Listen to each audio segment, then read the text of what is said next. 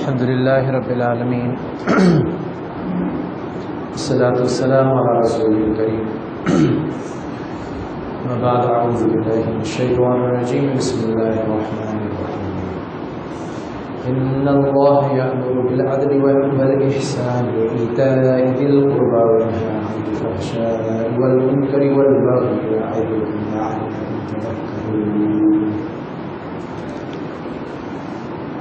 والذين ينقضون عهد الله من بعد ميثاقه ويقطعون ما أمر الله به أن يوصل ويفسدون في الأرض أولئك لهم اللعنة ولهم سوء الدار.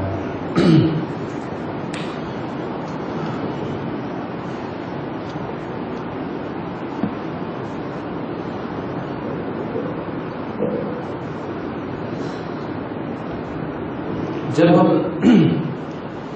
دین کے احکامات تعلیمات کی ایک فہرست بناتے ہیں، لسٹ تیار کرتے ہیں، تو ان میں سے کچھ گناہ ایسے ہیں جن کو کرنے سے جو نقصان ہے وہ اتنا زبردست اور اتنا عظیم کہ اس سے انسان کا اس دنیا کے اندر اور آخرت کے اندر سراسر نقصان. ان میں سے ایک گناہ قطع رحمی کا گناہ، یا یوں کہہ لیں کہ جو نیکیاں ہیں جس کی ساری کی اگر فہرست تیار کریں، ان میں سے ایک نیکی جس کا فائدہ زبردست اور عظیم الشان اس دنیا میں بھی ہے اور آخرت میں بھی ہے، اور جس کے طرح طرح کے خواص ہیں، وہ صلہ رحمی ہے. تو میرے پاس آپ کے پاس ایک چوائس ہے، ایک فیصلہ ہے. اگر ہم اس نیکی کو اختیار کریں گے تو ظاہر ہے کہ قطع رحمی کے گناہ سے دور ہو جائیں گے.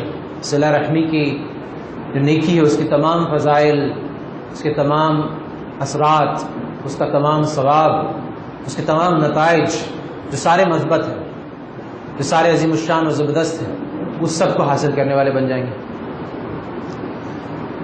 یہ کام بھی من وجہن بڑا آسان ہے اور من وجہن بڑا مشکل ہے.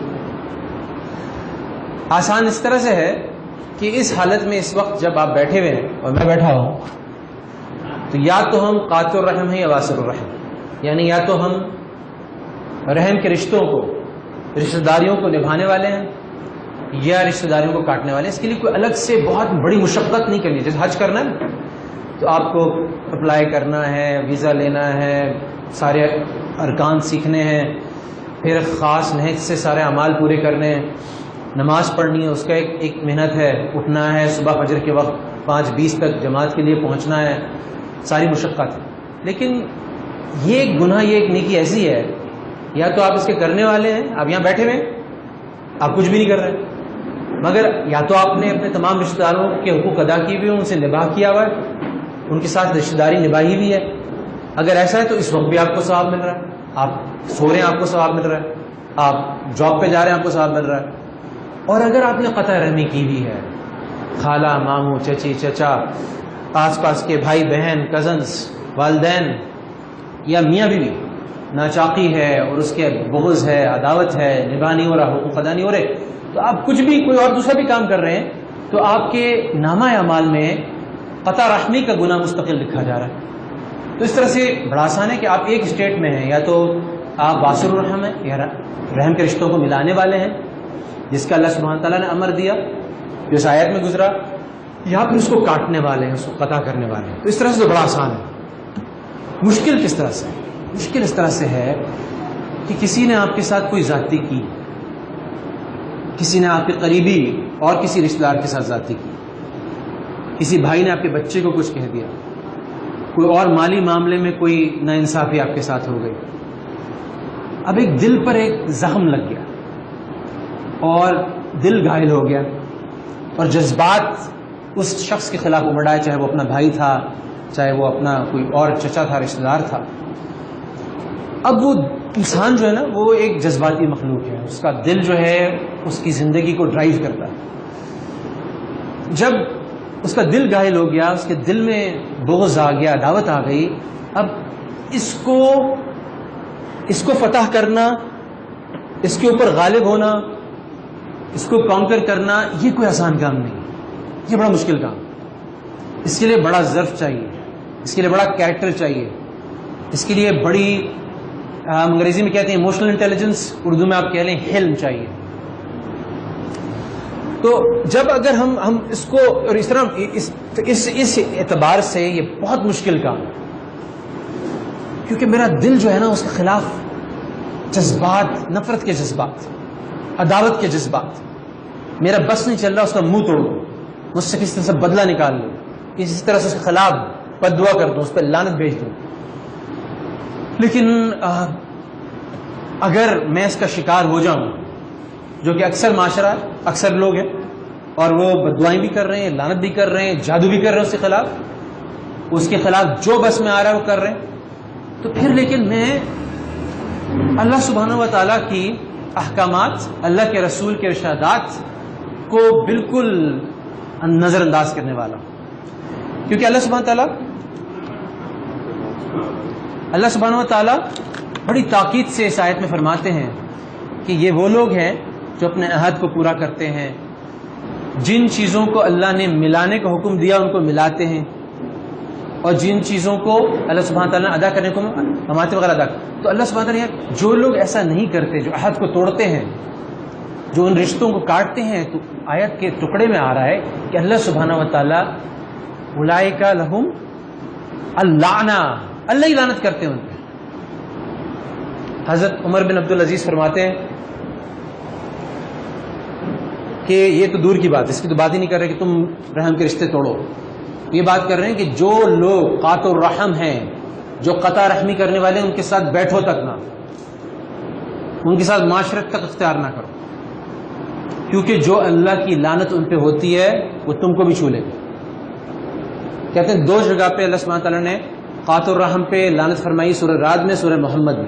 ایک دفعہ حضرت عبداللہ بن مسعود تشریف فرماتے فجر کی نماز کے بعد، نماز مقتدیوں کی طرف مڑے، نماز ختم کر کے دعا کے لیے ہاتھ اٹھانے لگے، تو کچھ خیال آیا، رک گئے. کہنے لگے کہ اگر اس مجمع میں کوئی ایسا ہے جس نے اپنے رشتہ داروں کے ناطے توڑے ہوئے ہیں، یعنی قطع الرحم کیا ہوا ہے، تو وہ اس مجمع سے اٹھ جائے، کیونکہ ہم بڑی اہم دعا کرنے لگے ہیں. اور اگر ہم دعا کرنے میں سے ایک بھی ایسا شخص ہے جو قطع رحمی کرنے والا ہے، تو ہماری دعا جو ہے وہ آسمان تک پہنچنے سے پہلے اس کے لیے دروازے بند ہو جائیں، اس کے لیے دروازے بند ہو جائیں. اب آپ یہ حال سوچیں کہ اگر ایک معاشرے میں نہیں بلکہ ہر خاندان میں، ہر مجلس میں کوئی ایسا شخص بیٹھا ہوا ہے جو اپنے بھائی سے اٹھا ہوا ہے، بہن سے اٹھا ہوا ہے. ابھی ہمارے جاننے والے وہ بتا رہے تھے، بہن نے وصیت کی کہ یہ میرے اگر جنازے میں بھی آئے تو اس کو بیٹھنے نہ دینا، جنازے میں شرکت نہ کرنے دینا. وہ جاتے جاتے یہ اپنے دل میں جذبات نہیں کر گئی. کیا جو اس کے پہلو وہ ایک الگ بات ہے، عام طور پہ کچھ چیز ہوتی ہے شیطان کی طرف سے جس سے معاملہ بڑھ جاتا ہے، لیکن یہی تو امتحان ہے. تو اس قدر جب اس کی اہمیت اللہ اور رسول بتا رہے ہیں. اچھا یہ بھی عجیب بات ہے کہ ایک خصوصیت اس گناہ کی بار بار جو قرآن میں آئی، حدیث میں آئی، وہ لعنت کی آئی. لعنت کا مطلب کیا ہوتا ہے؟ لعنت کا مطلب ہوتا ہے اللہ کی رحمت سے دوری. حضرت عمر بن عبدالعزیز کی حدیث میں آئی، حضرت عبداللہ بن مسعود کی حدیث میں آئی، نبی کریم صلی اللہ علیہ وسلم نے خود فرمایا. دوسری ایک عجیب اس کی منوسیت، عجیب اس کا منفی نتیجہ جو حدیث میں بار بار آیا ہے، وہ یہ کہ بہت سارے گناہ ایسے ہیں جن کی اللہ جب چاہتا ہے مغفرت کر دیتا ہے.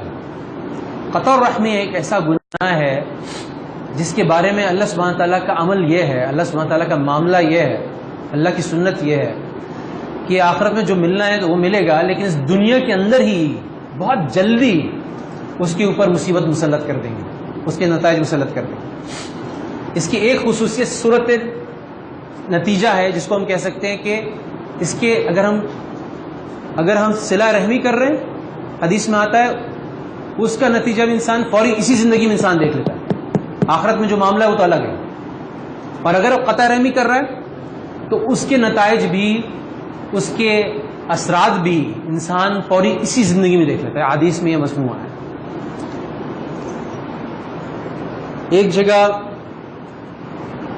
حضرت کعب بن احبار یہود میں سے تھے، مسلمان ہو گئے، یہودیوں کے بڑے عالم تھے، تو فرماتے تھے کہ قسم اس اللہ کی جس نے حضرت موسیٰ علیہ السلام کے لیے، بنی اسرائیل کے لیے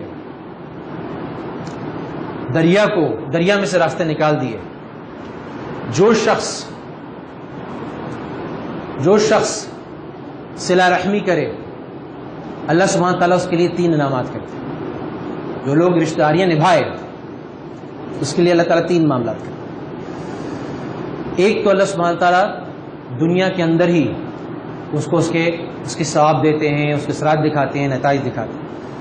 دوسرا یہ کہ اس کی مشکل معاملات میں اس کی مشکلات کو دور کر دیتے ہیں۔ تیسرا یہ کہ سہولت کے کاموں میں اس کی سہولت کو پیدا کرتے ہیں۔ اب ہم میں سے کون ایسا ہے اس وقت جو اللہ کی طرف اس بات کا محتاج نہ ہو کہ اللہ میری صحت کے معاملے میں، میری بچوں کی شادیوں کے معاملے میں، میری معاشی حالت کے معاملے میں، محتاجی کے معاملے میں، یا اللہ ان تمام معاملوں میں میرے لیے سہولت پیدا کرتے ہیں، میری مشکلات کو دور کرتے ہیں۔ اچھا، لیکن اس کا درجہ کیا ہے؟ یعنی یہ بات تو ہمیں بڑی لگ رہی ہے کہ یار اگر ہم نے یہی کام کر لیا تو اس سے ہماری دنیا اور آخرت میں آسانی پیدا ہو جائے گی، دنیا آخرت میں برکت ہو جائے گی، دنیا آخرت میں اللہ کی رحمت کے دروازے کھل جائیں گے۔ مگر آخر صلہ رحمی ہے کیا؟ اس کو بھی حدیث کی روح سے ہم اس کی تعریف کرتے ہیں۔ اس سے پہلے میں ایک اور نبی کریم کا ارشاد اس کی اہمیت کے متعلق عرض کر دوں کہ فرمایا کہ رحم جو ہے نا رحمان سے نکلا، اس میں جو اس کا مادہ ہے رحم کا، رحمان کا، وہ ایک ہی ہے۔ اور اللہ تعالیٰ فرماتے ہیں کہ قیامت کے دن جو شخص اس کو ملائے گا، اس کے رشتوں کو، اس کے ناتوں کو نبھائے گا، اس کو ملائے گا، قیامت کے دن اللہ اس کو ملائے گا، اور جو اس کو کاٹے گا، قطع کرے گا، اللہ اس کو قطع کرے گا، اللہ اس کو کاٹے گا۔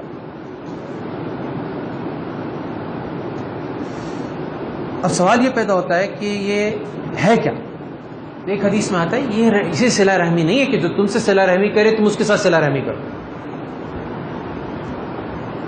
بلکہ حضرت عمر کے ارشاد میں بھی آتا ہے، اور یہ فرماتے ہیں، یہ حضرات فرماتے ہیں کہ صلہ رحمی یہ ہے کہ جو تم سے کٹے، جو تم سے رشتہ ناتا توڑے، اس کے ساتھ تم ملو، اس کے ساتھ تم ناتا جوڑو، یہ صلہ رحمی۔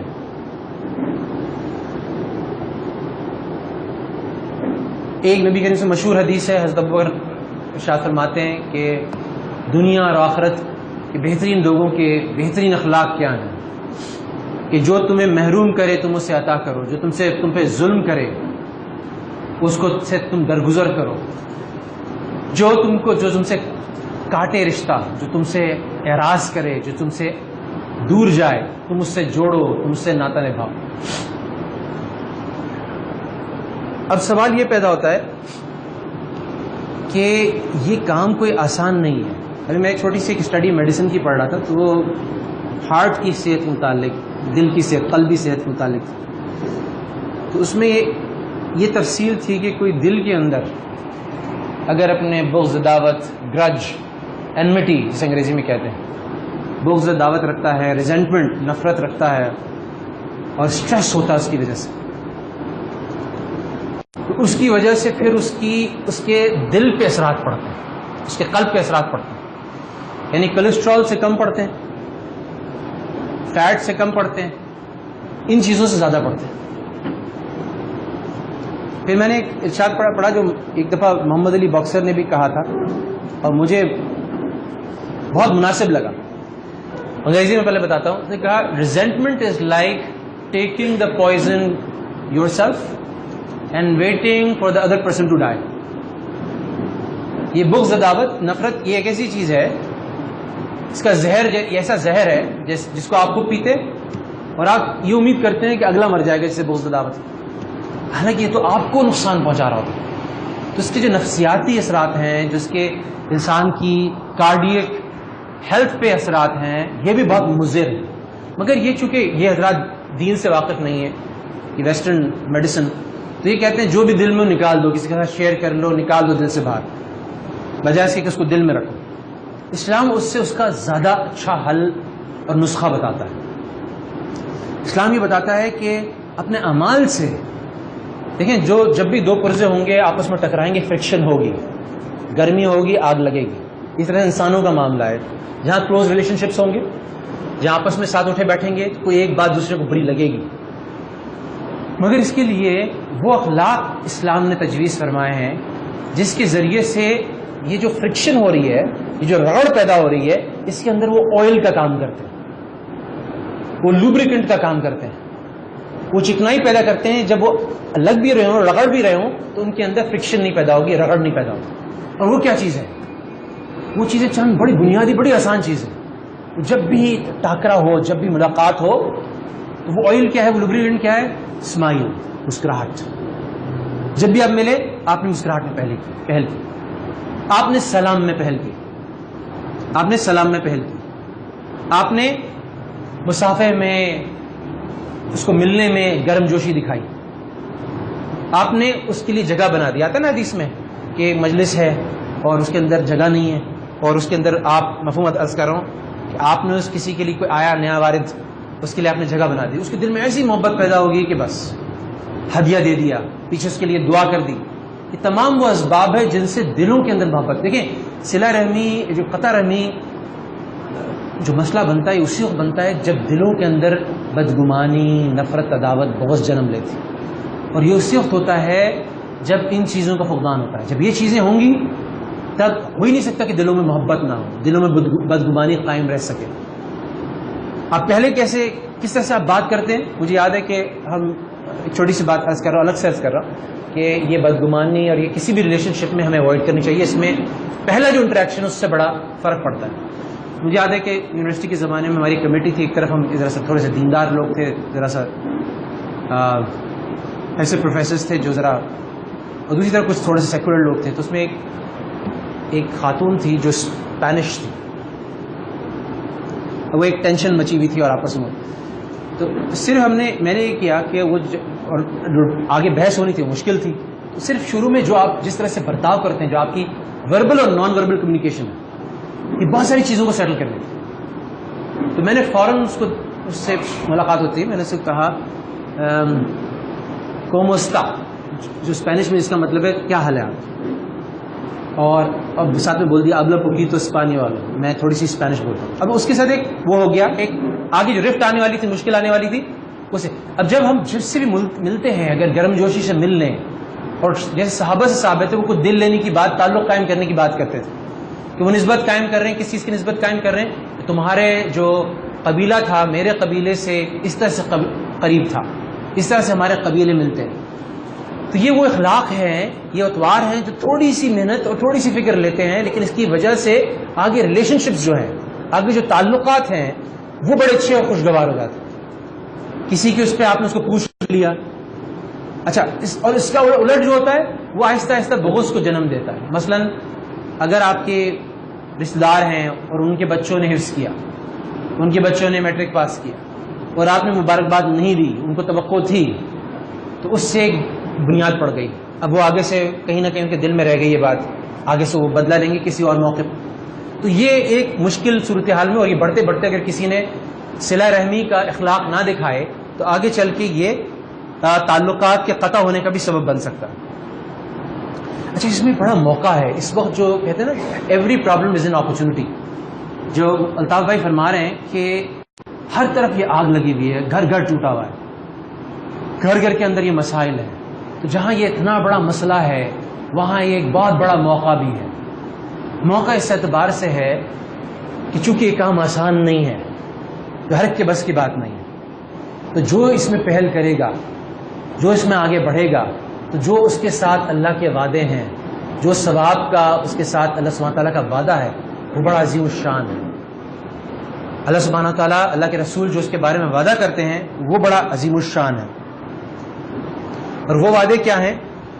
عجیب طرح کے وعدے ہیں, کیونکہ اللہ سبحانہ تعالیٰ کو پتہ ہے یہ کام ہر ایک کے بس کی بات نہیں ہے, کام بڑا مشکل کام ہے. تو اس کے اسکراج جو ہیں اس کے وہ عجیب ہیں. تو ایک حدیث میں آتا ہے کہ ایک صحابی جو تھے وہ رسول اللہ صلی اللہ علیہ وسلم کے پاس آئے اور انہوں نے فرمایا کہ یا رسول اللہ, میں میرے رشتہ دار ہیں اور میں ان کے ساتھ احسان کا معاملہ کرتا ہوں, وہ مجھ سے کجروی کا معاملہ کرتے ہیں, وہ مجھ سے ظلم کا معاملہ کرتے ہیں. میں ان کے ساتھ حلم کا معاملہ کرتا ہوں، وہ مجھ سے آگے سے جہالت برتتے ہیں، میں ان سے تعلق توڑتا ہوں، وہ مجھ سے اعراض کرتے ہیں۔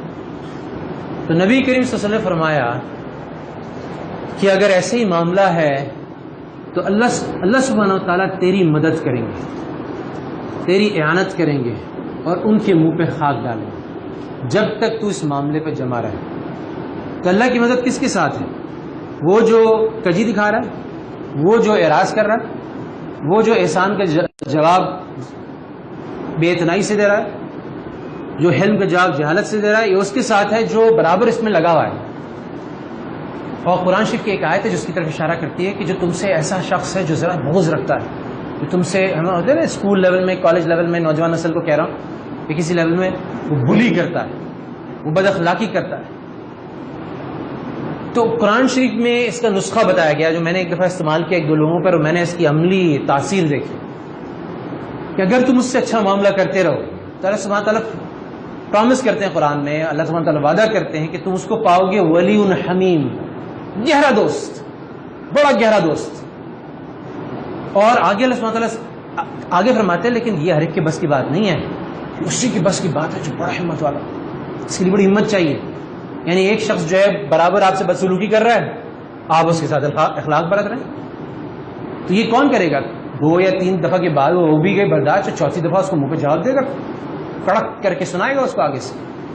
مگر یہ قرآن میں یہ راز تو قرآن سے ہی پتہ چل سکتے ہیں، راز تو ہر چیز کے جو ہیں وہ حدیث سے پتہ چل سکتے ہیں، قرآن حدیث سے پتہ چل سکتے ہیں۔ قرآن میں آیا کہ اللہ سبحانہ تعالیٰ فرماتے ہیں کہ وہ تم اس کو پاؤ گے ولی حمیم۔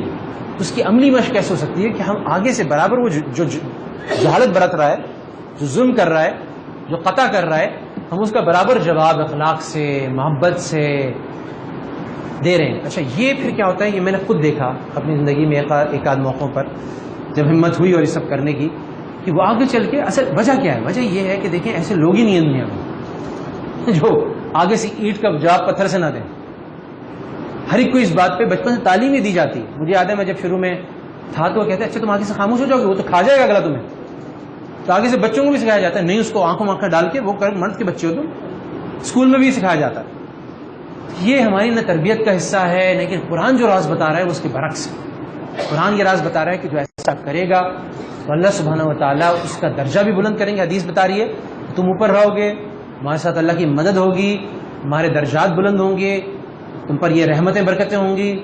اور ایسی لوگ ہیں جو معاشرے کی تعمیر میں کلیدی کردار ادا کرتے ہیں۔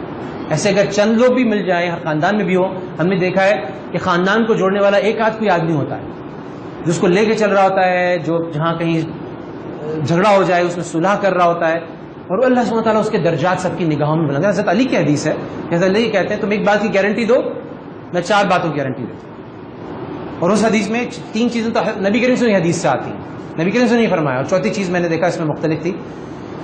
ایک یہ کہ اللہ سبحانہ تعالیٰ حدیث میں جو 3 باتیں حدیث میں بھی آتی ہیں، حضرت علی کی حدیث میں بھی آتی ہیں، وہ 3 باتیں یہ کہ اللہ سبحانہ و تعالیٰ تمہارے نشانات قدم دراز کرتے ہیں، یعنی تمہاری عمر بڑھا دے گا۔ میں اس کو لنک کروں گا ہارورڈ کی اسٹڈی سے، بڑا دلچسپ ہے یہ موازنہ، بڑا دلچسپ ہے کہ جو اگر تم اس بات کی گارنٹی لے لو، ضمانت لے لو کہ تم صلہ رحمی کرو گے، رشتے نبھاؤ گے، رشتے جوڑو گے، رشتہ داروں کے ساتھ اخلاق برتو گے، سال کا مفہوم میں آ جاتا ہے، تو ایک تو یہ کہ تمہارے نشانات قدم دراز، کیا مطلب؟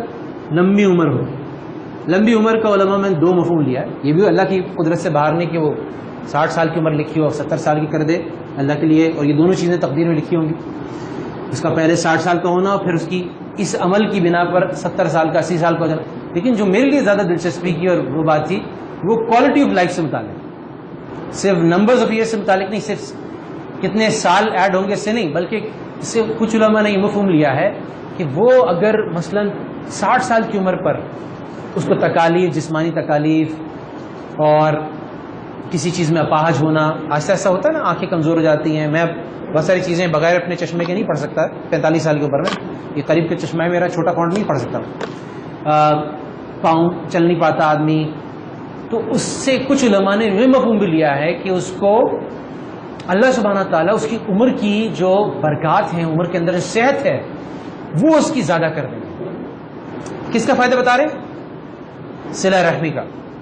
صلہ رحمی کا فائدہ ہے کہ اس کی کوالٹی آف لائف، کچھ علماء نے اس طرح سے مراد لیا ہے، اس کی صحت اچھی رہے گی، اس کے قواعد اچھے رہیں گے. نشانات قدم دراز دیکھا، نشانات قدم کا جو لفظ آتا ہے اس کا مطلب یہ چلنا پھرنا، اس کے قدم لوٹ رہے ہیں. قدم تو اسی کو اٹھتے ہیں صحت مند ہے، جو لگ گیا ایک جگہ کرسی سے اس کے لیے تو مشکل ہے قدم اٹھانا بھی. دوسرا جو ایک حدیث میں آیا، حضرت علی کی حدیث میں بھی آیا، وہ یہ کہ اللہ سبحانہ تعالیٰ اس کو رزق میں برکت عطا کرے. ہم میں سے کون سا ایسا شخص ہے اس وقت اس زمانے کے اندر، ان معاشی حالات کے اندر، جو اللہ سبحانہ تعالیٰ سے رزق کی برکت کی دعا نہیں مانگ رہا؟ سارے ہی مانگ رہے ہیں، اپنے بچوں کے لیے مانگ رہے ہیں، لیکن ان میں جو اپنے رشتہ داروں سے اچھا اخلاق برت رہا ہے، ان کو جوڑ کے چل رہا ہے، ان کا اکرام کر رہا ہے، اس کا استحقاق، اس کا حق اس چیز میں زیادہ ہے نصوص کے مطابق، قرآن حدیث کے مطابق، کہ اللہ سبحانہ تعالیٰ اس کو رزق میں برکت دیں گے. تیسری چیز جو حدیث میں آتی ہے، قرآن میں آتی ہے، بلکہ حدیث میں یہ آتا ہے کہ ہرگز رحم کا قطع کرنے والا جنت میں داخل نہیں ہو. یہ حدیث اگر آپ پہلے سال میں دوسرے سال میں مدرسے میں داخل لیں گے نا، جو آپ کو چھوٹی حدیث سکھائی جاتی ہیں، جوامع الکلم جسے کہتے ہیں، اس کے اندر ایک حدیث بچوں کو بھی سکھائی جائے گی کہ جو قطع کرنے والا ہے، رحم کے رشتوں کا توڑنے والا ہے، کاٹنے والا ہے، وہ جنت میں داخل ہے. تو تیسری چیز جو حضرت علی کی حدیث میں آتی ہے، نبی کریم صلی اللہ علیہ وسلم، تو تیسرا فائدہ صلہ رحمی کا کیا ہوگا؟ وہ جنت میں داخل ہو جائے. پہلا نشانات قدم دراز ہوں گے، دوسرا رزق میں برکت ہوگی، تیسرا اللہ سبحانہ تعالیٰ اس کو جنت میں داخل. ایک چیز جو حضرت علی کی حدیث میں یونیک ہے وہ یہ کہ، اور وہ ظاہر بھی ہے، وہ معقولی بھی ہے، کہ اللہ سبحانہ تعالیٰ اس کو اپنے اعزا اقربا میں، رشتہ داروں میں مقبول کر دیں گے. حضرت علی نے فرمایا وہ بینی حضرت نبی کریم کی حدیث کے مطابق ہے، اور ایک چیز میں معقولی ہے کہ ہاں ظاہر ہے وہ مقبول ہوگا.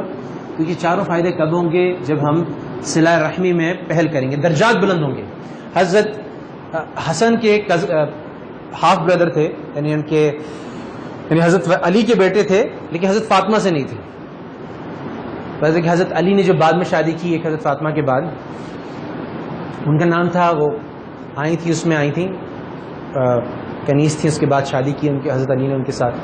ان کا نام تھا حنفیہ رضی اللہ تعالیٰ عنہ. ان کے ایک بیٹے تھے محمد بن حنفیہ رضی اللہ تعالیٰ عنہ. محمد بن حنفیہ بڑے فقیہ بنے آگے جا کے. تو یہ حضرت علی کے کزن تھے. تو ان کا حضرت علی سے جھگڑا ہو، کزنز میں آپس میں، کزن نہیں، سوری، بھائی تھے، ہاف بردر تھے، کزن نہیں تھے، ہاف بردر تھے، والد تو ایک ہی تھے. حضرت علی کے دونوں بیٹے تھے.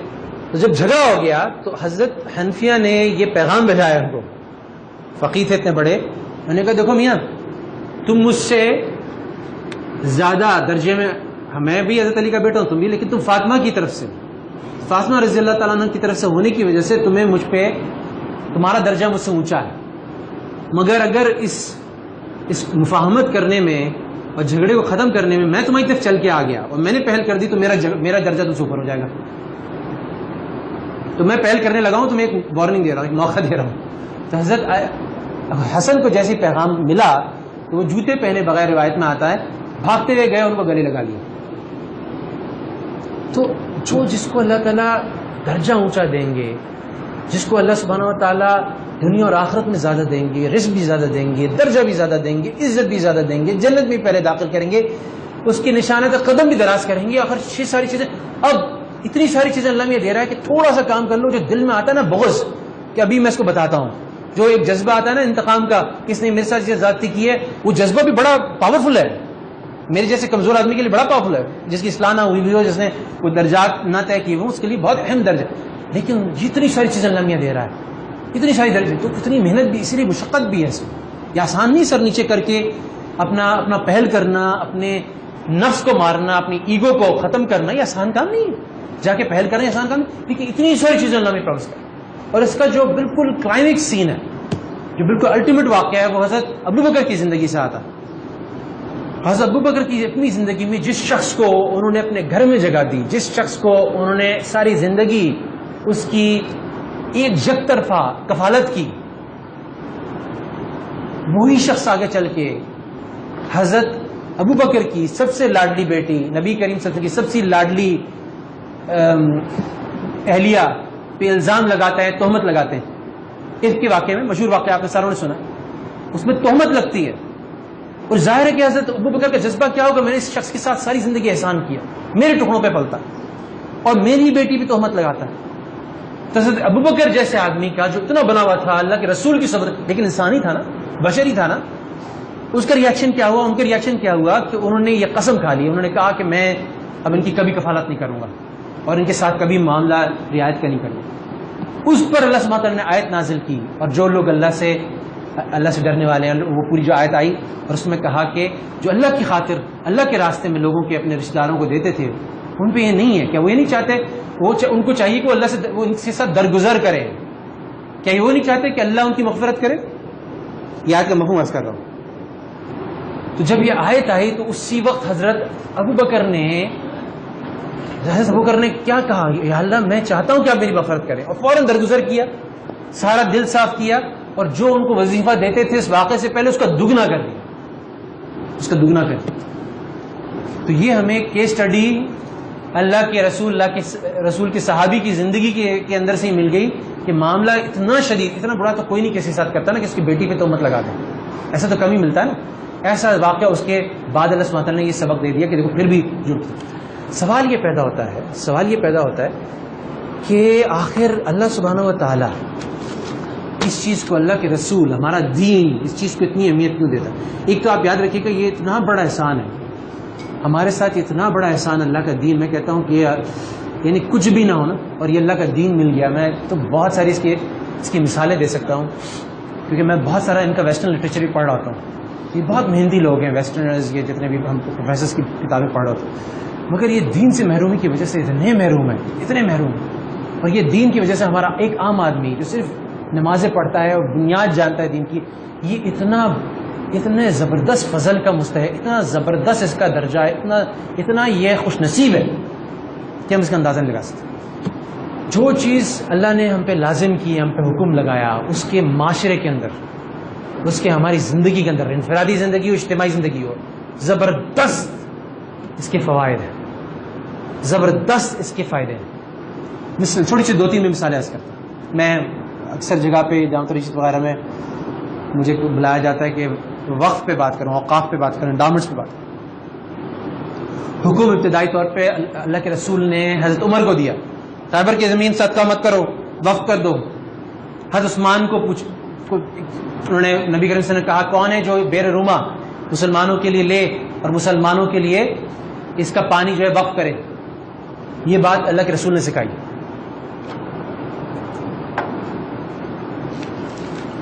لیکن اگر میں اس پہ ایک ریسرچ پیپر آپ کو جیسا کتابیں دکھاؤں جو لکھی گئی کہ ان اوقات سے معاشیات پر، اس معاشرے کی اکنامکس پہ کیا مثبت نتائج مرتب ہوتے ہیں، تو کتابیں لکھی گئیں کہ اور تاریخ اسلام میں نبی کریم سے لے کر آج تک ایجوکیشن ہو، تعلیم ہو، ہیلتھ کیئر ہو، طب ہو، صحت کا ہو، موٹیلز ہوٹلز ہوں، سرائے ہوں، مسافروں کی اعانت ہو،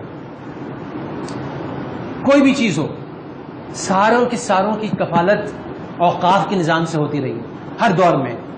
الجیریا ہو، تونسیا ہو، عثمانی سلطنت ہو، انڈیا ہو، افغانستان ہو، سیریا ہو، ایک حکم ہے اللہ کا، اللہ نے دے دیا صدقہ جاریہ تمہارے لیے، جب تک یہ چلتا رہے گا اس کا ثواب تم تک پہنچے گا۔ لیکن جس نے کیا، معاشرے میں تبدیلی آ گئی، معاشیات مسلمانوں کی بدل گئی۔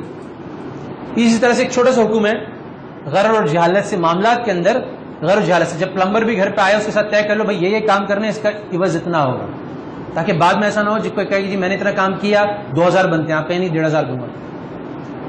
اس سے جو جھگڑے، چھوٹی چھوٹی باتیں، مگر ان کے ذریعے آپ دیکھ لیں آج کل کی ویسٹرن کانٹریکچل اگریمنٹ کی، بزنس لا کی بیسٹ پریکٹسز میں یہ ساری چیزیں انکارپوریٹڈ ہیں، یہ ساری چیزیں انکلوڈیڈ ہیں، اور حکم ہمیں دیا گیا ابتدائی طور پر، اور ہم صرف اللہ کے لیے کرتے تھے، ہمیں تو یہ نتائج بھی نہیں پتا تھے، ہم نے تو تحقیق بھی نہیں کی تھی، لیکن معاشرہ اس سے سنورتا گیا، سدھرتا گیا، یہاں تک کہ وہ ایک قوم جو ایسی قوم تھی جس پہ کوئی حکومت بھی نہیں کرنا تھی، انہی تعلیمات کی بنا پر 22 لاکھ مربع میل کی ایسی سلطنت قائم کی جس کی نظیر آج تک نہیں ملتی۔ وہ تعلیمات تھیں اللہ کے رسول کی، ان کی طرف واپس آنے کی ضرورت ہے۔ اسی طرح سے صلہ رحمی ہے، صلہ رحمی کے اثرات کیا پڑتے ہیں؟ میں آپ کو ایک بات بنیادی طور پہ بتاؤں کہ دیکھیں وہ حدیث مشہور ہے نا، آپ سب نے سنی ہے، شیطان کی مجلس لگی، وہ جب پوچھا میاں بتاؤ کون کیا کر کے لایا میرے لیے؟ ایک نے کہا جی میں نے زنا کرا دیا، ایک نے کہا میں نماز چھڑوا دیا۔ ہاں ٹھیک ہے، ٹھیک چلو اچھا کیا، آگے بڑھو۔ جس نے کہا کہ میاں بیوی میں ناچاکی ڈال دی, ان کے اندر لڑائی لگا دی, واہ بھائی یہ کام کیا نا تم نے, تم ہو آج سب سے پرائز ونر. کیوں میاں بیوی میں تو ناچاکی ہوتی رہتی ہے, جناب بڑا شدید گناہ ہے. میاں بیوی کی ناچاکی تو ایسی کوئی بڑے گناہوں میں آپ فہرست بنائیں گے تو نہیں, شیطان کیوں خوش ہو گیا تمہیں؟ کہ دیکھیے تعمیر معاشرہ کے اندر یہ جو ہاؤس ہولڈ ہے, یہ جو گھر ہے, یہ سب سے بنیادی اکائی ہے, سب سے فنڈامنٹل یونٹ ہے. اگر میاں بیوی جن میں طرح طرح کے تعلقات ہیں, آپس میں ساتھ رہ رہے ہیں, ایک دوسرے کی, قرآن شریف میں آتا ہے ایک دوسروں کی آنکھوں کی ٹھنڈک بنائے, قرآن شریف میں آتا ہے ایک دوسروں کی دل کی جسے کہتے ہیں نا دل دکھا ہوا ہو, تو میاں بیوی میاں کے لیے سب سے بڑا تریاق ہے, سب سے بڑا اینٹیڈوٹ ہے اس دل کے دکھنے کو ختم ہونے کا. آپ گھر پہ جا کے کوئی دل دکھا ہوا ہے, آپ کے ساتھ کوئی معاملہ پیش آیا, اہلیہ کے ساتھ شیئر کر لیں, وہ آپ کو تھوڑا سا کہے گی ارے کوئی بات نہیں جانے دو, آپ کا دل صاف ہو جائے گا, آپ کا دل ہلکا ہو جائے گا. اس طرح سے اس کے ساتھ کچھ ہوا, اس کی نندوں نے ساس نے کچھ کیا ہو, وہ آپ کے ساتھ کچھ بات کر لے, اس کا دل ہلکا ہو جاتا ہے. تو یہ ایسا رشتہ ہے. اگر ان کے دونوں کے درمیان ہی اگر آپس میں محبت, اگر آپس میں مل کے اتحاد نہیں ہو گیا, اکائی نہیں ہوگی, تو پھر معاشرے کے لیول پہ اجنبیوں کے ساتھ کیسے ہوگا؟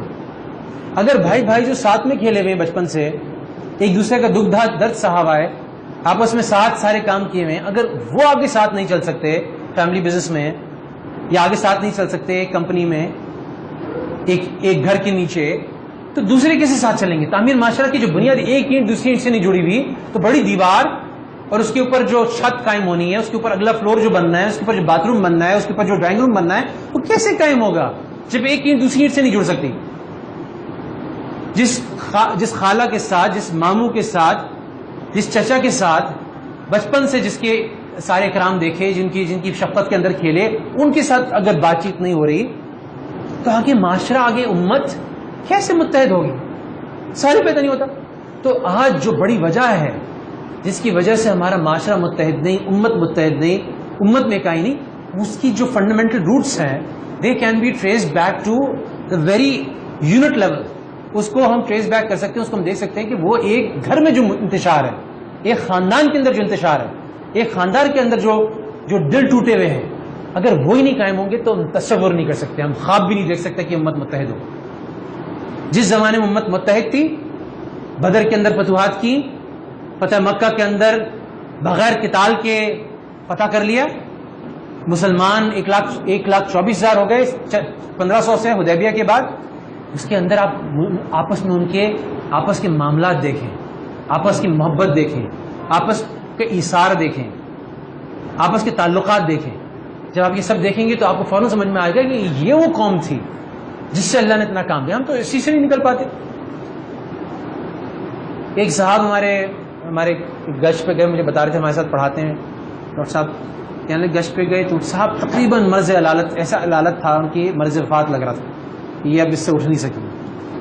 کہنے لگے اچھا ڈاکٹر صاحب میرے لیے دعا کیجیے گا کہ میں نے مکان بنایا ہے, وہ مکان تعمیر ہو جائے, پورا ہو جائے, کوئی 1000 گز پہ مکان بنا رہا ہوں, میں اپنی زندگی میں دیکھ کے جانا چاہتا ہوں. ان کو بڑی حیرت ہوئی کہ انسان یہ دعا کرتا ہے کہ آگے قبر کی منزل آسان ہو, موت آسان ہو, حشر کی منزل آسان ہو. یہ کہہ رہے ہیں میرا مکان مکمل ہو جائے. جس جگہ پہ کھڑے ہوئے ہیں وہاں پہ مکان تو ان کے کام نہیں آئے گا, مکان تو ان کے ورثہ کے کام آئے گا. مکمل ہو بھی گیا تو اس میں رہ بھی نہیں سکیں گے. پتہ یہ چلا کہ ان کے ساتھ ان کا کوئی رشتہ دار وغیرہ کوئی تھا جو کاروبار میں ساتھ تھا, مگر اس نے الگ ہو کے اپنا کاروبار ان کے مقابلے میں قائم کر لیا اور آگے نکل گیا, اور اس نے 1000 گز کا اپنا مکان بنا لیا. تو ان کی زندگی کی جو مبلغ تھا, جو انتہائی غایت تھی, غرض تھی, جو الٹیمیٹ گول تھا, وہ یہ تھا کہ کس طرح سے میں بھی بنا لوں تاکہ میں نیچے نہ رہ جاؤں, پیچھے نہ رہ جاؤں اس سے. تو اب دیکھیں نا ہم کہاں جا رہے ہیں, کیا سوچ رہے ہیں, ہم کدھر بیٹھے ہیں, کیا سوچ ہونی چاہیے اور کیا سوچ ہے.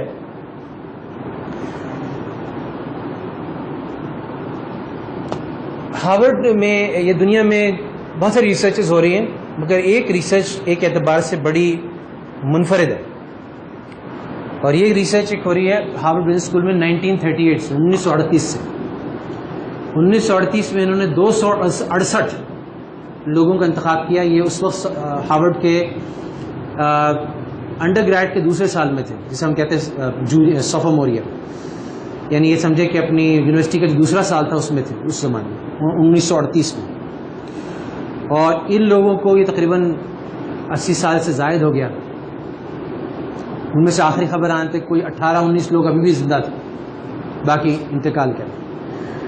تو جو ریسرچ تھی، یہ اسٹڈی تھی، یہ تحقیق جو تھی، یہ ان کے حالات اس وقت سے ڈاکیومنٹ کر رہی ہے، اس وقت سے ان کے حالات لکھ رہی ہے. کون تھے، انہوں نے کیا ڈگری لی، ان کی فیملی لائف کیسی تھی، انہوں نے کام کہاں پہ کیا، یہ شراب پیتے تھے نہیں پیتے تھے، یہ ڈرگ کرتے تھے نہیں کرتے تھے، یہ ان کی معاشی زندگی کیسی تھی، ان کی ازدواجی زندگی کیسی تھی، ان کی معاشرتی زندگی کیسی تھی، اس کے نتائج آ رہے ہیں. اس میں سے ایک عجیب 2-3 عجیب باتیں میں آپ کے سامنے عرض کرتا ہوں، اور آپ پھر اس سے ریلیٹ کیجیے گا جو احادیث میں وعدے ہیں، جو تحقیق کر رہا ہے اس کو اللہ دکھا رہے ہیں. ایک بات عجیب اس میں یہ تھی کہ جو لوگ 50s تک، انہوں نے تحقیق کی، جو 50s میں آ گئے، اپنے 50 سال کی عمر کے ہو گئے، اور اس سے قطع نظر کہ وہ بہت اچھے کما رہے تھے، ان کے پیسے کتنے تھے، ان کا معاشی مقام کیا تھا، اس سے قطع نظر اگر ان لوگوں کے آپس کے ریلیشن شپس، ان کی اہلیہ سے، یہ سارے آدمی تھے، مرد تھے جن پہ تحقیق ہو رہی ہے، اگر ان کی اچھی ایک ہیپی میرج ہے، ایک خوشگوار ازدواجی زندگی ہے، اور ساتھ ساتھ آس پاس فیملی، خاندان انٹیگریٹڈ ہے، ٹوٹا ہوا نہیں ہے، ملا ہوا خاندان ہے، اور گرجز نہیں ہے، یعنی عداوت و بغض نہیں ہے، ایسے لوگ اپنے 80 کی دہائی میں، ایک تو وہاں تک پہنچے بھی 80 کی عمر تک، اور 80 کی عمر میں ان کی صحت جو تھی وہ ان لوگوں سے بہت بہتر تھی جن کے تعلقات ٹوٹے ہوئے تھے، جو اکیلے تھے، جن کے جھگڑے چل رہے تھے، جن کا خاندان ٹوٹا ہوا تھا، جن کی ازدواجی زندگی متاثر تھی، یہ کہیں زیادہ صحت مند تھے. دوسری بات، ایک عمر پہ جا کے مشکلات ہوتی ہیں، گھٹنے میں تکلیف شروع ہو جاتی ہے، شوگر ہو جاتی ہے، مختلف. انہوں نے دیکھا کہ جن کو فزیکل پین، فزیکل تکلیف تھی، لیکن اس کے قریبی ایسا کوئی شخص تھا، جیسے بیوی تھی اور لوگ تھے، بچے تھے، جو اس کا خیال رکھنے والے تھے، تو ایسے شخص کی جو فزیکل پین تھا، جو اس کی جسمانی تکلیف تھی، وہ اس کو اتنا پریشان نہیں کر رہی تھی، اس کے لیے اتنی مشکل کریٹ نہیں کر رہی تھی جتنی اس کی کر رہی تھی جس کے ساتھ وہ تعلق والے لوگ نہیں تھے. یعنی ان لوگوں کے لیے جسمانی تکلیف اور بھی زیادہ مشقت کا باعث بنتی تھی جن کے آس پاس خیال کرنے والے لوگ نہیں تھے، جن کے آس پاس تعلقات اچھے نہیں تھے، جن کے خاندان ملے ہوئے نہیں تھے.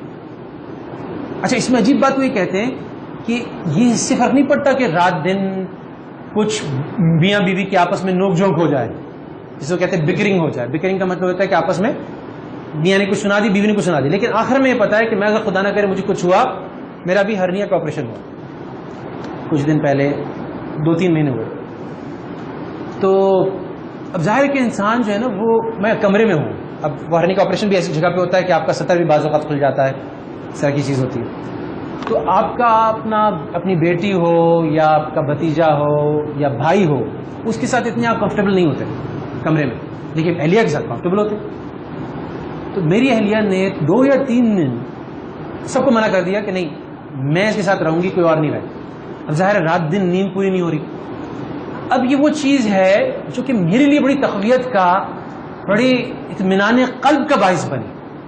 اور یہی لفظ انہوں نے استعمال کیا، جو لوگ 50 کی دہائی میں زیادہ مطمئن تھے اپنے ان تعلقات سے، وہ 80 کی دہائی میں نہ صرف 80 کی دہائی تک پہنچے بھی، اور 80 کی دہائی میں زیادہ صحت مند بھی تھے. اور عجیب بات اگلی ہے کہ انہوں نے جسمانی بات بھی کی، اور اس کے بعد اگلی نفسیاتی بات کی. انہوں نے کہا کہ ان کی میموری، ان کا حافظہ ان لوگوں سے زیادہ قوی تھا جن کے ساتھ وہ لوگ نہیں تھے جو ان کا خیال رکھتے تھے. یعنی حافظے کی قوت بھی ان لوگوں کی زیادہ تھی جن کے ساتھ خاندان ٹوٹا ہوا نہیں تھا، جن کی ازدواجی زندگی خوشگوار تھی، جن کے آس پاس ایسے لوگ تھے. اب دیکھیں وہی بات جو حدیث میں آئی، جو ہم نے شروع میں جس کا ذکر کیا ہے، نشانت قدم دراز ہوں گے، سہولت ہوگی، مشکلات میں حل پیدا ہوگا. صحت کا تو بیانی ذکر نہیں ہے، لیکن تمام چیزیں اس میں شامل ہے، رزق اس کا زیادہ ہوگا، تمام چیزیں. تو اس کا جو حدیث، جو پوری ریسرچ ہے، اس کا ایک کنکلوژن جو انہوں نے آخر میں لکھا، انہوں نے لکھا کہ اگر آپ امیر ہونا چاہتے ہیں تو ٹھیک ہے، خوب پیسوں کی محنت کریں، لیکن اگر آپ خوش رہنا چاہتے ہیں اگر آپ صحت مند رہنا چاہتے ہیں تو آپ اپنی تعلقات میں، اپنے خاندان میں، اپنے بیوی بچوں میں انویسٹ کریں، ان میں سرمایہ لگائیں، ان میں وقت لگائیں. وہ جتنے قریب ہوں گے یہ زیادہ بڑی ضمانت ہے آپ کی. اس دنیا کی بات ہم کر رہے ہیں، صحت کی، آپ کی راحت کی، آپ کے اطمینان کی، اور ان سب چیزوں کی. اور دیکھیں اصل چیز تو داخلہ جنت کا داخلہ ہے. نبی کریم صلی اللہ علیہ وسلم کی حدیث جو ہے وہ یہ فرما رہی ہے کہ اگر قطع کر کے کوئی چلا گیا، تعلقات قطع کر کے چلا گیا. ایک واقعہ لکھا ہے، مطلب کوئی سند بہت اس کی وہ نہیں ہے، لیکن ایک صاحب کے بارے میں لکھا، بڑے نیک آدمی تھے، مکے میں آ کے رہتے تھے، خراساں سے آئے تھے، تو لوگ ان کو اپنی امانتیں رکھتے تھے. ایک صاحب نے 10,000 اشرفیاں رکھی اور کہیں چلے گئے، بعد میں پتہ چلا ان کا انتقال ہو گیا. واپس آئے تو بڑے گھبرائے کہ اچھی خاصی رقم تھی. ان کی ورثاء سے پوچھا، ان کو کوئی اطلاع نہیں تھی. یہ مکے کے علماء کے پاس گئے، انہوں نے کہا جاؤ اور زمزم کے کنویں کے پاس جا کے آواز دو، کیونکہ نیک آدمی تھا، ہمیں گمان ہے اس کی روح وہاں پہ. کشف کے واقعات ہیں، کوئی سند نہیں ہے ان کی، اس طرح کی سند نہیں جیسے حدیث کی قرآن کی ہوتی ہے. تو انہوں نے وہاں پہ جا کے آواز دی زمزم کے کنویں میں، لیکن کوئی جواب نہ آیا. تو یہ سب علماء بڑے گھبرائے کہ ہم تو بڑا نیک آدمی سمجھتے تھے، لیکن برہوت کا کنواں ہے کچھ دور ہے مکے سے، وہاں جاؤ، وہاں آواز دو اور پھر پوچھو، کیونکہ وہاں پہ وہ نیک روحیں نہیں ہوتی، وہاں تو ویسی روحیں ہوتی ہیں جو کسی آواز دی، وہاں پہ آواز آ گئی. اور انہوں نے کہا کہ بھئی وہاں فلاں فلاں جگہ چلے جاؤ میرے ورثاء کے ساتھ، اور وہاں دفنایا ہوا ہے تمہاری اشرفیاں، وہاں سے لے لو. ان صاحب نے تجسس سے پوچھا کہ بھئی تمہیں تو سب اتنا اچھا گمان کرتے تھے تمہارے بارے میں، سب یہ تصور کرتے تم نیک روحوں کے ساتھ. انہوں نے جواب دیا کہ خراساں کے اندر میرے کچھ رشتہ دار تھے جن سے میں نے قطع تعلق کیا تھا، اور باقی نیک آدمی تھا. حضرت فضیل بن عیاض فرماتے ہیں کہ تم سلوک کے درجات بڑے طے کر لو، ساری چیک لسٹ پوری ہو جائے، اللہ کے احسان کا درجہ نصیب ہو جائے، لیکن اگر تم ایک مرغی کے ساتھ بھی تمہارا معاملہ اچھا نہیں ہے، اس پہ ظلم کیا ہوا تم نے، ایک مرغی پہ، انسان کی بات نہیں ہو رہی، اس کو دانہ وقت سے نہیں دیتے، تو تم سلوک کی منازل نہیں طے کر سکتے، تم احسان کے درجے تک نہیں پہنچ سکتے. تو ہمیں یہ پتہ چل گیا کہ، اور یہ آسان ہے نا، ایک دفعہ ہم نے تعلق اچھا مزے ہی مزے ہیں نا. کبھی میرے ساتھ ایسا ہوتا ہے، چونکہ میں ایک ادارے کا رئیس ہوں، ڈین ہوں، تو کسی کے ساتھ کوئی اس کی پرفارمنس پہ میں نے، یہ تو رشتہ دار بھی نہیں ہے لیکن ایک فیملی کی طرح ہوتے ہیں، کوئی رات دن بلکہ رشتہ داروں کے ساتھ اتنا ٹائم نہیں گزارا تھا جتنا اپنے آفس والوں کے ساتھ گزارا تھا. تو کسی کی کارکردگی میں کوئی مسئلہ ہو گیا، میں نے اس کو آگے سے تنبیہ کی یا اس کا محاسبہ کیا، دل میں ایک بات آ جاتی ہے. وہ بھی کبھی کبھی بات مانتا ہے کہ ہر ایک کوئی ڈنڈا تو ہوتا نہیں آپ کے ہاتھ میں، وہ دل میں ایک آ جاتی ہے بات. تو میں نے دیکھا کہ انسان اطمینان اس کا چلا جاتا ہے، وہ رات میں سو نہیں پاتا. اگر اسی وقت معافی تلافی ہو جائے اور بات خوشگوار ماحول میں ہو جائے اور آگے کی بات ہو جائے تو بات وہیں معاملہ ختم ہو جاتا ہے، دل مل جاتے ہیں، انسان کی زندگی اطمینان میں آ جاتی ہے، رات کی نیند اس کی واپس آ جاتی ہے. تو ایک طرح سے اگر ہم قطع رحمی کر رہے ہیں تم اس آگ میں جل رہے ہیں، تو دیکھیں آگ جہاں لگی ہوگی اسی کو جلائے گی. تو جس دل میں وہ آگ لگی ہوئی وہی آدمی جل رہا ہے. تو اگر آج اس وقت ہمارا کہیں بھی کوئی معاملہ ایسا ہے جہاں ہم نے قطع رحمی کی ہوئی ہے تو وہاں پہ ہم فوراً پیچ اپ کریں. اور پیچ اپ کرنے کے طریقے مختلف ہو سکتے ہیں. اگر ہماری اتنی ہمت نہیں ہے جا کے اس سے بات کر سکیں تو ایک ہدیہ بھیج سکتے ہیں. ہدیہ خریدنے میں کبھی ہوتا ہے نا، شکل دیکھ کے غصہ آ جاتا ہے، ہدیہ بیچنے میں شکل بھی نہیں دیکھنی نا، اس کے لیے دعا کر سکتے ہیں. اور پھر اس کے بعد تعلقات اچھے ہو جائیں گے، تعلقات آگے بڑھ جائیں گے. اچھا دیکھیں اس وقت امریکہ میں ایک سال میں لکھا ہوا ہے، ایک تحقیق میں پڑھ رہا تھا کہ فیملی بزنسز جو کانفلکٹ کا شکار ہوتے ہیں، کانفلکٹ کا شکار ہوتے ہیں کیا مطلب؟ کانفلکٹ کا مطلب یہ ہوتا ہے کہ آپس میں لڑائی جھگڑا ہو گیا، اس کی وجہ سے کوئی 300 ایک سال پر انہوں نے کاسٹ نکالی تھی، $300 بلین کا نقصان ہو رہا. وہ کہتے ہیں جتنے یہ فیملی بزنس وغیرہ اس کے طرح کے لوگ ہیں، 20% تقریباً جو اس کے جو اونرز ہیں، جو رنرز ہیں، ان کا جو ٹائم ہے وہ صرف جھگڑے نپٹانے میں لگتا ہے.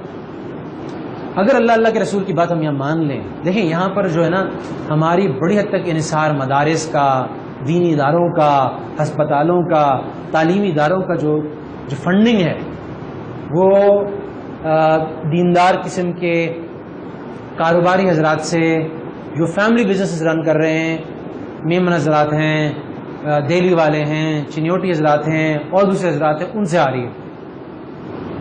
اب جب یہ حضرات آپس میں فیملیز ٹوٹتی ہیں، جب سکسیشن پلاننگ میں مسئلہ آتا ہے کہ اچھا میرے بیٹے کو دینا ہے، نہیں دوسری ماں کہتی ہے نہیں میرے بیٹے کو دینا ہے، پھر آپس میں لڑائی جھگڑا شروع ہو جاتا ہے, پھر فیملی بزنس ختم ہو جاتا. وہ جب چل رہا تھا تو یہ لوگ صدقات کر رہے تھے, طرح طرح کی زکوٰۃ دے رہے تھے, طرح طرح کے دوسرے نفلی صدقات کر رہے تھے, جن سے پتہ نہیں کتنے ادارے چل رہے تھے, کتنے لوگوں کو انہوں نے نوکری دی ہوئی تھی, کتنے لوگوں کو امپلائمنٹ دی ہوئی تھی, کتنے خیر کے کام ہو رہے تھے. جب وہ چپقلش ہوئی, جب وہ فرکشن کریٹ ہوئی اور آپس میں وہ ٹوٹا, اور بعض اوقات ایسا بھی ہوتا ہے کہ سینکڑوں سالوں برسوں گزر جاتے ہیں, بھائی بھائی سے بات نہیں کرتا, چچا جو ہے وہ بھتیجے سے بات نہیں کرتا, تو اس کی دنیا سے لاس, یہ نقصان ہی نقصان ہے. خسران فی الدنیا خسران فی الآخرہ, اس دنیا میں بھی نقصان, آخرت میں بھی نقصان. ورنہ یہی انہی لوگوں کو اللہ نے چنا ہوا تھا کہ کتنی معاشی اصلاح بین الناس, الدین النصیحہ, لوگوں کی خیر خواہی, یہ سب کرنے کا سبب بن رہے تھے, دنیا میں بھی آخرت بھی کما رہے تھے. اور جدھر یہ اس کو ہم نے زیادہ آگے بڑھنے دیا, وہاں پر دنیا بھی گئی, آخرت بھی, کاروبار بھی گیا, وہ خدمت جو تھی وہ بھی چلی. تو اس وقت کا بہت بڑا المیہ ہے. اور بحیثیت قوم میں آپ کو ایک بڑی عجیب سی بات بتاؤں, پچھلے 2 ہفتے پہلے ہم نے وارٹن سے ایک پروفیسر اپنے ادارے میں بنایا, تو بڑا مشہور پروفیسر ہے, جس نے جو کتاب لکھی اس کی 15 لاکھ کاپیاں دنیا بھر میں فروخت ہوئی. بہت کم ہوتا ہے ایسے جن کی 15 لاکھ کاپی. تو اس نے جو پاکستان پہ تحقیق کی, اس کو پاکستان سے کچھ ہمدردی, ہم نے اس کو بلایا تھا, اس کا نام ہے ڈاکٹر اسٹیورٹ ڈائمنڈ, اور وارٹن جو دنیا کا بہترین یونیورسٹی ہے وہاں سے آیا ہوا تھا. KSBL میں اس کو بلایا ہوا تھا کوئی 12 دن کے لیے. تو اس نے جو اپنے کلاس میں رن کی ہے, تو اس میں ایک ایکسرسائز ہے جس کے اندر آپ یا تو فیصلہ ایسا کر سکتے ہیں جس میں آپ مل کے چل رہے ہیں, یا فیصلہ ایسا کر سکتے ہیں جس میں دوسرا گرتا ہے اور آپ اوپر جاتے ہیں. تو اس نے جو اس کی جو ڈیٹا کمپائل کیا, جو اس کے نتائج مرتب کیے, اس کے بعد اس نے یہ کہا کہ مجھے پاکستان میں کانفلکٹ, یعنی آپس میں چپ کلیش, آگے بڑھنا دوسرے کو نیچا کر کے, یہ مجھے دوسرے ملکوں سے بھی زیادہ ملا, امریکہ سے بھی زیادہ ملا. یعنی ان ادر ورڈز وہ یہ کہہ رہا ہے کہ جہاں کوئی کامیابی کسی کو ملتی ہے, تو بجائے ہم یہ دعا کرنے کی اللہ ہمیں بھی ایسی کامیابی دے, ہم یہ دعا کرتے ہیں اللہ اس کی کامیابی سے چھین لے, اس کو ناکام کر دے. یعنی جہاں ہمیں یہ غرض نہیں ہوتی کہ آگے کون بڑھ رہا ہے, ہمیں یہ ہوتا ہے ہم سے آگے نہ بڑھ جائے اور ہم اس کی ٹانگیں کھینچنے لگتے ہیں. تو ایسے معاشرے میں آپ سوچ لیں کہ ان تعلیمات کی کتنی زبردست ضرورت ہے, ان کو پھیلانے کی, ان کو اپنانے کی, ان پہ عمل کرنے کی.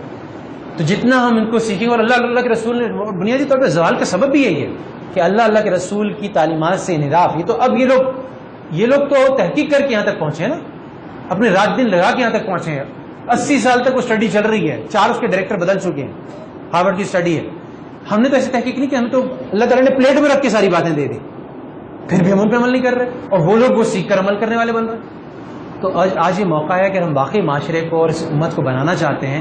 تو یہ بنیاد دیکھیں, ہم کہتے ہیں نواز شریف آئے گا, زرداری آئے گا, عمران خان آئے گا, گورنمنٹ اس کی آئے گی, اس سے فرق ان چیزوں سے پڑتا ہے. ہم یہ چیزیں تبدیل کرنے کو تیار نہیں اپنے لیول پہ. ہم کہتے ہیں فرق وہاں سے آئے گا. فرق کیسے وہاں سے آئے گا؟ فرق تو یہاں سے آئے گا. اللہ کے رسول کا غیبی نظام ہے, اللہ تعالیٰ نے یہ غیبی نظام بنا دیا. اللہ سبحانہ تعالیٰ ان چیزوں پہ یہ چیزیں دیں گے, اور ہم بالکل الٹی چیزیں کر رہے ہیں, ان پہ یہی ملے گا جو ہمیں مل رہا ہے. تو اللہ سبحانہ تعالیٰ مجھ کو بھی, آپ کو بھی, اور میرے بھی مسئلے, میں آپ کو بتایا کہ آسان کام نہیں ہے. اس کے لیے میں آپ کو کچھ ٹپس دی جو میں دوبارہ دہرا دیتا ہوں کہ سلام میں پہل ہے, مسکراہٹ کا دینا ہے. یہ نان وربل کمیونیکیشن, جو کمیونیکیشن اسٹڈیز ہیں دکھاتی ہیں 60-70% جو امپیکٹ ہوتا ہے non verbal communication. Non verbal الفاظ کا نہیں ہوتا, آپ آگے کیسے بڑھے, آپ کی مسافے میں گرم جوشی کتنی تھی, آپ ہر دفعہ مسافہ کرنا بھی ضروری نہیں ہے, آپ کی مسکراہٹ کیسی تھی, آپ نے سلام کیسے کیا, آپ اس کو دیکھا کیسے مسکراہٹ کے دیکھا, غصے سے دیکھا. تو دیکھیں جو بھی دل میں ہوتا ہے نا وہ ہمارے چہروں پہ اس کی عکاسی ہو جاتی ہے. تو دل اگر اچھے ہوں گے, دل صاف ہوگا. وہ صحابی کا جو واقعہ آیا تھا, 3 دن لگاتار وہ داخل, دیکھو کسی کو جنتی کو دیکھنا, نبی کریم صلی اللہ علیہ وسلم میں جنتی کو دیکھنا, اس کو دیکھو. پھر وہ کون سے صحابی تھے؟ عبداللہ بن عمر تھے, کون تھے جن کا ریسرچ ٹاپک یہ بن گیا یہ کیا ہے بھائی ان کے پاس جو اللہ کے رسول کو بار بار جنتی کہہ رہے ہیں. ان کے مہمان بن کے جا کے زبردستی 3 دن مہمان رہے, نہ تہجد میں اٹھ رہے, نہ کوئی اللہ کے آگے کوئی زیادہ رو رہے, نہ کوئی بہت زیادہ صدقہ کرتے ہوئے نظر آ رہے. 3 دن تو نظر نہیں آئے. تو آخر میں جا کے پوچھ لیا بھائی کیا بات ہے, اللہ کے رسول تو آپ کو فرما رہے ہیں مجھے تو کوئی آپ کا ڈفرینس نہیں لگتا دوسروں سے. تو آگے سے فرماتے ہیں کہ مجھے تو کوئی پتہ نہیں اللہ کے رسول نے ایسا کیوں کہا, لیکن ایک بات ایسی ہے جو مجھے اللہ سے امید ہے ہو سکتا ہے مجھے اس درجے تک پہنچا دے, اور وہ یہ بات ہے کہ جب میں رات میں سوتا ہوں تو ہر ایک کو معاف کر کے, دل صاف کر کے سوتا ہوں. دیکھیے اصل چیز تو دل ہے نا, جو دل میں ہوگا وہ ہر جگہ آئے گا. تو اللہ دیکھیے ہم دین کو بھی بھول گئے نا. ایک صحابی وہ کہتے ہیں میرا بھائی رات بھر عبادت کرتا تھا, رات بھر کھڑا رہتا تھا قیام میں, اور میں ماں کے پاؤں دباتا تھا. حضرت میں نام بول رہا ہوں صحابی کا, وہ کہنے لگے مجھے کبھی خواہش نہیں ہوئی کہ ان کا اجر مجھے مل جائے, میرا اجر ان کو مل جائے, بلکہ مجھے یقین تھا میرا اجر زیادہ ہے. بوڑھی ماں کا, کمزور ماں کا, پاج ماں کا پاؤں دبانا بنیاد ہے ہماری دین کی. تو جہاں ہم دیندار طبقہ نماز میں محنت کرتا ہے, روزے آ رہے ہیں, رمضان میں محنت کرے گا, تو اس روزے کے اندر ہم کوشش کریں, اس کی برکت سے ساروں کے دل نرم ہوتے ہیں. تو کوئی اگر ہمارا ایسا تعلق ہے, جب میں یہ تیار بھی کر رہا تھا اس کے لیے, تو میں نے اپنی اہلیہ سے پوچھا ہے سوچو, غور سے سوچو, کہیں ایسا لگ سکتا ہے جہاں ہم نے قطع کیا ہوا ہو, کوئی ایسا بن سکتا ہے جہاں ہم نے صحیح حالات مینیج نہ کیے ہو. تو کچھ رشتہ دار ہمارے امریکہ میں ہیں, انگلینڈ میں ہیں, ظاہر ہے وہ آتے ہیں یہاں پہ تو ان سے بڑی اچھا سلوک ہوتا ہے, لیکن ایسا نہیں ہوتا. تو ہم نے سوچا کہ کم از کم ایسا ہو, کوئی ایسا طریقہ ہو کہ ان سے کم از کم ایک ای میل ہی ہو جائے, ایک کارڈ ہی بھیج دیں کہ عید مبارک, کہ کوئی ایسی چیز جس سے ایک تعلق رہے. آتے ہیں تو ایسا کوئی قطع رحمی کا نہیں, قطع رحمی کا حکم اس پہ نہیں لگتا, لیکن چونکہ مختلف جگہوں پر ہے تو اس لیے مہینوں میں, ہاں یہ واٹس ایپ کی برکت سے واٹس ایپ ایکسچینج ہو جاتے ہیں, اس سے کچھ بات چیت ہو جاتی. تو لیکن یہ وہ چیزیں ہیں جس کو ہمیں بڑھانا ہے, قائم کرنا ہے, اور یہ بڑی نیکی ہے. اگر آپ کے ارد گرد بھی آپ کے ذہن میں اس درس کے دوران کوئی ایسا خیال آ رہا ہو کہ فلاں میرا اشتہار یا فلاں, اگر ان کو بھی ملانے کی آپ کوشش کریں گے اس رمضان میں, تو انشاءاللہ آپ کے درجات کی یا آپ کے بچوں کے درجات کی. مجھے یاد ہے کہ ہمارے جیسے بچے جو ہیں وہ کارپول میں جاتے, اسکول میں جاتے تھے, تو کوئی بچے سے شکایت آتی تھی کہ وہ اس نے زیادتی کی, اس نے ایک سیٹ پر جمع کر, وہ بیچ میں بیٹھنے دیتے ہیں, ابا ہمیں کنارے نہیں بیٹھنے دیتے شیشے کے پاس. اور اگر ہم پہلے سے انتظار کر رہے ہوتے ہیں کس دن, اور ہم ان کا روز انتظار کرتے ہیں, لیکن کسی دن ایسا ہو کہ ان کو ہمارا انتظار کرنا پڑ جائے اور ہم تھوڑا سا لیٹ ہو جائیں, تو وہ آگے سے ہمیں بہت بری سناتے ہیں. تو میں نے کہا بیٹا یہی چیز ہے, اگر تم یہ چیز رکھو گے, اگر یہ چیز رکھو گے, اپنی قائم رکھو گے اور ان کی برداشت کرو گے, اللہ تمہیں کہیں اوپر لے جائیں گے ان سے. میری اہلیہ کہنے لگی میری ماسی نے مجھ سے ایسے بدتمیزی کی. میں نے کہا رات دن وہ تمہارا کام کرتی, اس کے پاس ہے کیا, تمہارے پاس سب کچھ ہے. اگر اس ماسی نے آگے سے تم کہہ دیا اور تم آگے سے پلٹ کے آگے چلے گئے, اس کو آگے سے جواب نہیں دیا, اس کے پاس تو یہی 2 منٹ تھے نا جس میں اس نے اپنی نکال لی. لیکن تمہارا جو درجہ اللہ بڑھائیں گے, جو تمہیں جس درجے پہ لے جائیں گے, یہ ایزی سیٹ دین ڈن والی بات ہے. مطلب میں کہہ بھی جب اس کو رہا ہوں تو میرا اپنا معاملہ مجھے بہت محنت سے کرنا پڑے گا, لیکن جس نے یہ کر لیا حضرات, اس کو اللہ تعالیٰ بہت اونچا لے جائیں گے. تو اپنے بچوں میں اگر یہ چیز سکھا دیتے ہیں تو اللہ کا غیبی نظام ان کو وہ لیڈرشپ لیول پہ لے جائے گا. آج کل کی جو لیڈرشپ تھیوری ساری کہتی ہیں, وہ یہی ساری چیزیں کہتی ہیں, وہ یہی ساری چیزیں کہتی ہیں. ایموشنل, میں پڑھ رہا تھا ورلڈ اکنامک فورم کا 2020 میں 2020 میں جا کے وہ کیا اسکلز ہیں جو سب سے زیادہ ڈیمانڈ میں ہوں گے. روبوٹس آ رہا ہے, آرٹیفیشل انٹیلیجنس آ رہی ہے, وہ کہتے ہیں ایموشنل انٹیلیجنس, جس کو ہم ہیلم کہتے ہیں, جس کو کہتے ہیں ایموشنل انٹیلیجنس. وہ کہتے ہیں انٹرپرسنل اسکلز, آپس میں ایک دوسرے کے ساتھ کیسے مل کے چل سکتے ہیں, کیسے کام لے سکتے ہیں, کیسے مل کے چل سکتے ہیں. وہ کہتے ہیں لیڈرشپ اسکلز, جس میں بنیادی آتی ہے کہ کیسے سب کو ساتھ لے کے چلنا. یہ وہ چیزیں جو آگے کام آنے والی ہے. دنیا کی بھلائی بھی اسی میں اللہ نے رکھی ہے, آخرت کی بھلائی بھی اسی میں اللہ تعالیٰ نے رکھی ہے. اللہ ہم سب کو اس کی توفیق عطا فرما دے کہ دین دنیا میں یہ ہمیں اللہ کے رسول کی تعلیمات کی سمجھ آ جائے. پھر وہ ایک ریڈرز ڈائجسٹ کا کوٹ ہے, وہ کہتے تھے, مجھے بڑا اچھا لگتا ہے, میں بچپن میں پڑھا تھا, اور وہ یہ تھا کہ جب سائنس جو ہے نا ترقی کر کے علم کے پہاڑ کے اوپر پہنچ جائے گی نا, دیکھیں گے دین اوپر ہی پہلے سے اوپر بیٹھا, دین نے ساری ان کی باتیں پہلے سے قابو کی بھی. تو یہ